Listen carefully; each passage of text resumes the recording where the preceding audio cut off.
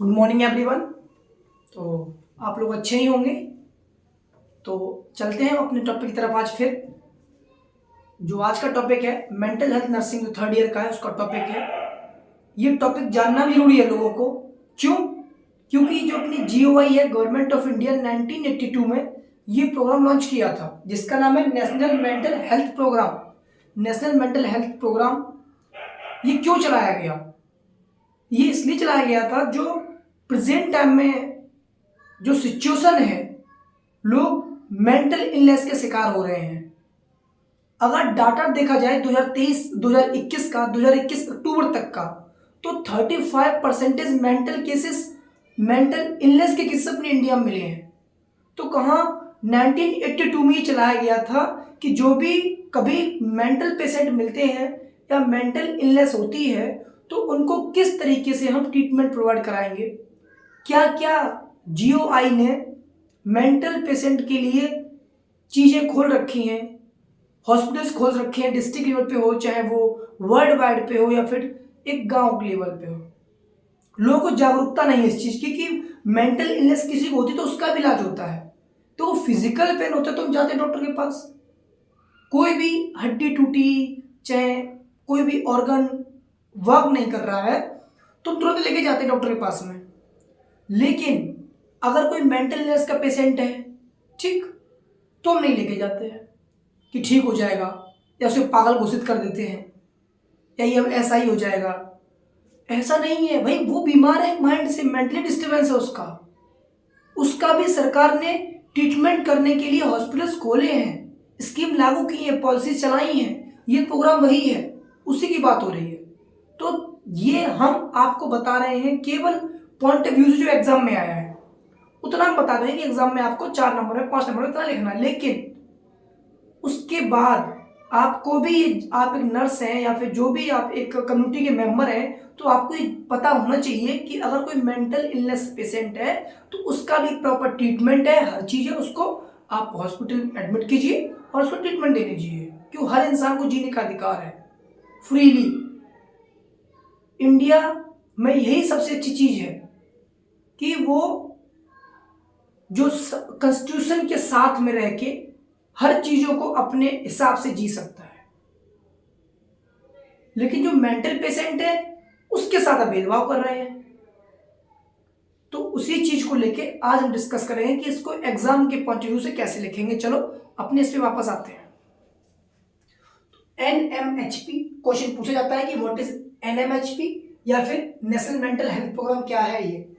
तो इंट्रोडक्शन देखते हैं।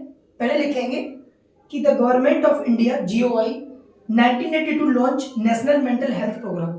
ठीक, 1982 में जीओआई ने ये प्रोग्राम लॉन्च किया था। कीपिंग इन माइंड दैट, उन्होंने अपने माइंड में ये चीज सोच के लॉन्च किया था कि heavy burden of mental illness in the our community is increase.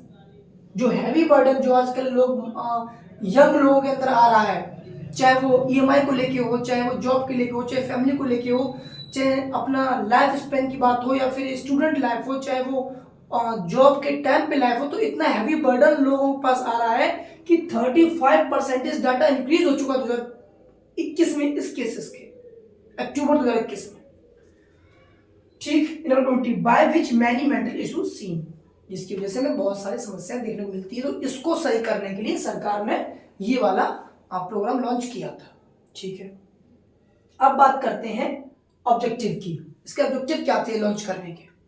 To provide mental health care, जो पेशेंट मेंटल पेशेंट हैं उनको प्रॉपर केयर मिल सके, प्रॉपर ट्रीटमेंट हो सके, जिसकी वजह से वो जल्दी सही हो सके और अपना जीवन यापन कर सके। पहला ये ऑब्जेक्टिव था इसका।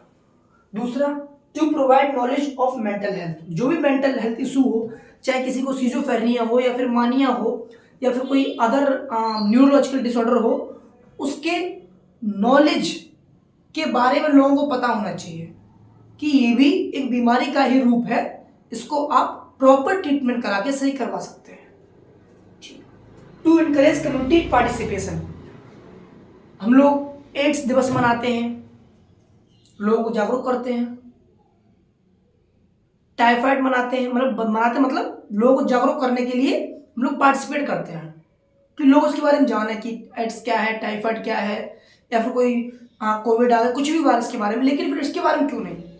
इसके बारे में भी सरकार को कोई मतलब एक पर्टिकुलर डेट लॉन्च करनी, मतलब कंफर्म करनी चाहिए, जो लोगों को ये बताए कि अगर आपको कोई मेंटल पेशेंट मिलता है तो उसकी आप एक तरीके से ट्रीटमेंट करवा के ठीक करवा सकते हैं, हॉस्पिटल में एडमिट करें उसे। लोग जागरूक हो तभी जान पाएंगे ना। अगर आप इंडिया में लोगों की लाइफ स्पेन देखोगे ना, इतनी बिजी है, इतनी बिजी है, इतनी बिजी है कि एक्सप्लेन नहीं कर सकते।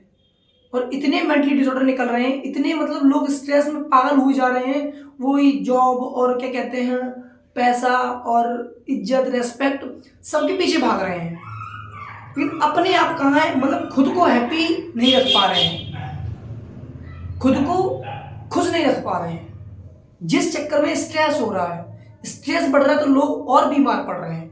और फिर ये प्रोग्राम इन्हीं लोगों के लिए है कि अगर ऐसी समस्या हो, एक साइकोलॉजिस्ट के पास जाइए, आप उसे बताइए, वो कुछ ना कुछ आपको ट्रीटमेंट बताएगा।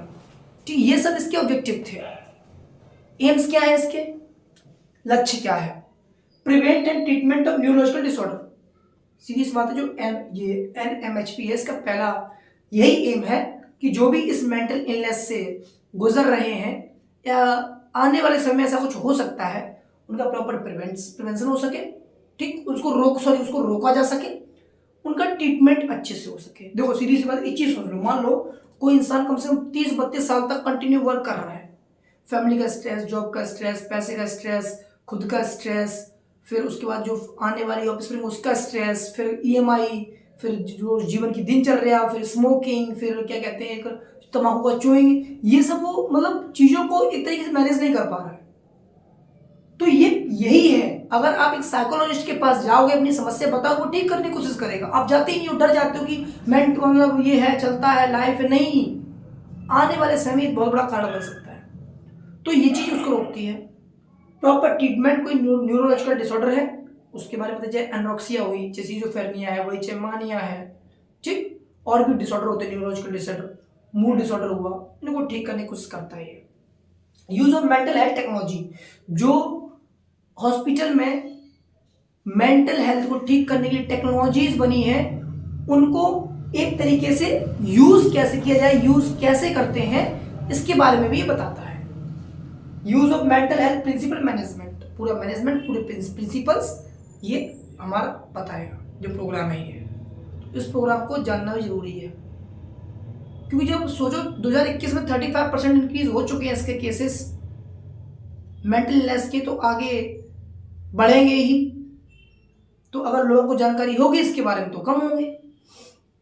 Components, district mental health programme चलते हैं, ट्रेनिंग और अवेयरनेस दी जाती है इसके बारे में, हेल्प एंड पॉलिसीज बनाई जाती है इसके बारे में, कुछ टेलीमानस 2022 में कोई पॉलिसी बनाई है जो मेंटल इलनेस वाले पेशेंट है उनको ठीक करने के लिए।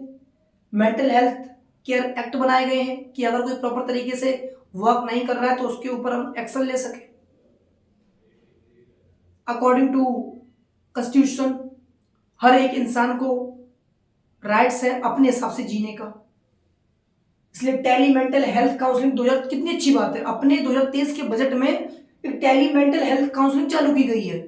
जो हमारी फाइनेंस मिनिस्टर हैं उन्होंने इसको बजट में डाला है कि जो अपना भारतीय युवा वर्ग है वो स्ट्रेस की कंडीशन में जा रहा है, तो उसको लेके ये लॉन्च किया है बजट में कि इसको भी ध्यान रखते हुए लोगों को जागरूक करें कि अगर किसी को मेंटल इलनेस है तो वो अपना साइकेट्रिस्ट के पास में जाके, चाहे गवर्नमेंट हॉस्पिटल हो चाहे प्राइवेट में हो, उसको दिखाएं और एक प्रॉपर एक मैनेजमेंट अपनी लाइफ का करें जिससे वो हैप्पी हो सके। तो ये कुछ क्वेश्चंस थे, सॉरी वो जो टॉपिक थे। फिर mental retardation, alcohol, drug abuse, psychiatristic emergency, chronic psychiatric disorder, ये भी देखने को मिलते हैं। तो ये जो प्रोग्राम है ये ऐसे ही लोगों के लिए है। तो मेरा आप लोगों से यही कहना है कि अच्छे से जिए, प्यार से जिए, हंस के जिए, लोगों के साथ मिलके जिए। कम्युनिटी अपनी है, समाज अपना है। अगर आप अकेलापन करेंगे, लोगों के बारे में हेल्प नहीं रखेंगे तो मेंटल इलनेस आने के चांस बहुत है। ठीक, तो ये था हमारा मेन टॉपिक। 4 अगर आपको हेडिंग भी याद रहेंगी तो भी आप लिख लोगे। क्या? Introduction, objective, AIIMS, component. आज के लिए इतना ही, फिर मिलते हैं नेक्स्ट वीडियो में नेक्स्ट क्लास के साथ। तब तक के लिए थैंक यू क्लास।